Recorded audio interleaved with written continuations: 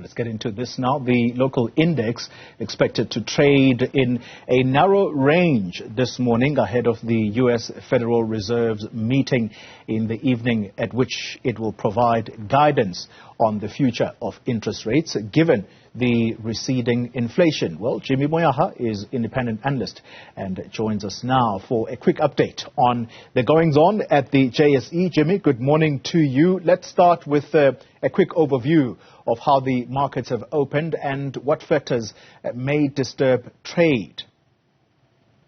Morning, Tony. Morning to our viewers. As you rightly mentioned, I think all eyes for this week are on the major central bank announcements, the first of which being the US Fed tonight. We also have the Bank of England as well as the ECB tomorrow. So it's been a data-heavy week thus far. We've seen a couple of S&P 500 companies also reporting results on their side, and that's had a lot of influence on the market. From a Rand perspective as well, we saw the Rand closed out the month of January weaker across all major currencies. Were about 2.2% weaker against the dollar, about 3.6% weaker against the pound, and about just under 4% weaker against the pound, 4% weaker, and euro was about 3.6%. So not a very good start to the year for the Rand, but of course that weakness is largely driven by some of the local factors that we are experiencing. I mean, investor confidence at the moment with the energy insecurity concerns continues to weigh heavy on sentiment. Global sentiment is also a factor to look at, but if we look at the local bourse, the Rand, the top 40 is up marginally, having finished the month almost flat. So it's up just under 1% for the new month now. Having finished the month just about 0.2% in the red. We expect that we'll continue to trade in this range, probably just below the all-time highs that we printed in January of about 75,000 points on the top 40 and about 80,000 plus points on the all share. So at the moment, once we get clearer direction on where inflationary conversations are happening in other economies and other environments, we know we've already had our interest rates decision and our interest rates policy outlook from the Central Bank of South Africa. So that's already been factored into sort of sentiment around the South African market at this stage. And it's to see how that's going to pair out relative to other markets around the world and what we can expect to see going into the rest of the year. Let's quickly jump into company news. Harmony saying they remain on track to meet full-year production guidance. Talk us through their numbers. Yeah, so they just gave us an indication of their production numbers or estimate of production numbers for the first half of the year, saying that they were well on course. I mean, they're looking at anywhere between 720,000 ounces and 740,000 ounces. They've said that they've managed to keep their cost per gram under the 900,000 Rand mark that they had given guidance of.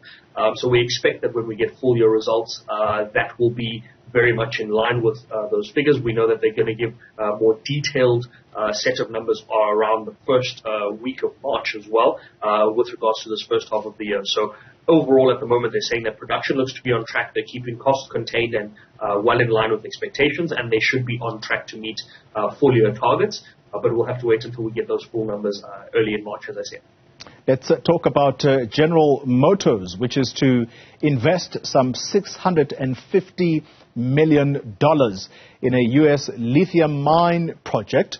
Help us make sense of that particular development and what it means for the group's service offering moving forward. Well, General Motors is transitioning towards EV vehicles much like everybody else, and this latest acquisition or this latest investment from their part is in an effort to get to a point where they can produce about 1 million vehicles a year. And this will allow them to achieve that with the amount of lithium that we'll be getting from these investments. Now, the investment is still contingent on one or two things being resolved with the Lithium Americas company, being some of their South American operations need to be resolved, but there's also a pending court case that needs to be finalized and wrapped up. And so the investment at the moment is sitting will sit in an escrow account until those two factors are met, and then the payments will be released in conditional tranches once those conditions are met. But from GM's perspective, they're looking to, they've given guidance that by mid-2023 this year, production between last year and this year of EV vehicles should probably sit around 400,000 vehicles, and they're looking to make sure that by acquiring this or investing in this lithium project,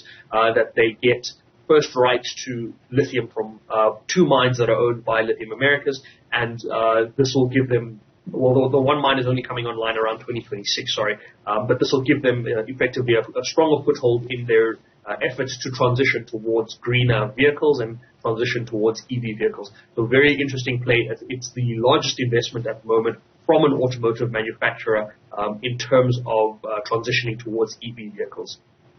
Jimmy Moyaha is independent markets analyst. Thank you very much for that quick update on the JSE.